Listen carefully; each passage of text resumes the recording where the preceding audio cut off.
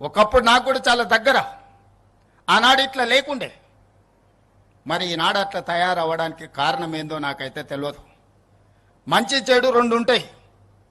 మన సహవాస దోషం వల్ల మంచి వాళ్ళతో ఉంటే మంచిగా ఉంటాం, చెడు స్నేహం చేస్తే చెడిపోతారని పెద్దలు చెప్పారు. మంచి వాళ్ళని 10 రూపాయలు ఇచ్చి దగ్గరికి తెచ్చుకోవాలి, చెడు వాళ్ళు ఉంటే 10 రూపాయలు ఇచ్చి వాళ్ళ స్నేహాన్ని విడిపించుకోవాలని పెద్దలు చెప్పారు. ఈ చిన్న సూత్రం మా అక్కకు అర్థం కావడం లేదా అని నేను అడుగుతున్నా. అందుకే ఈ వేదిక మీద నుంచి అక్కగారికి సవినయంగా విజ్ఞప్తి చేస్తున్నా.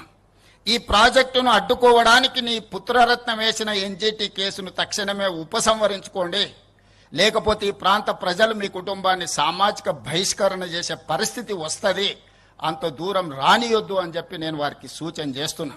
వారి వెనకాల ముసుగు దొడుక్కొని దాక్కున్న వాళ్ళకు కూడా నేను చెప్తున్నా, మీ వల్ల కాని పనులు చాలా మేము చేస్తున్నాం. మీరు ఇట్లనే ఉంటే ఆ హోదా కూడా మిగలదు. ఇలాంటి చిల్లర మల్లర ప్రయత్నాలని మానేయమని ఆ వెనకాల దాచుకొని ముసుగు దొడుక్కొని మూసి అభివృద్ధి కార్యక్రమాన్ని అడ్డుకుంటున్న వాళ్ళకు కూడా నేను సూచన చేస్తున్నా.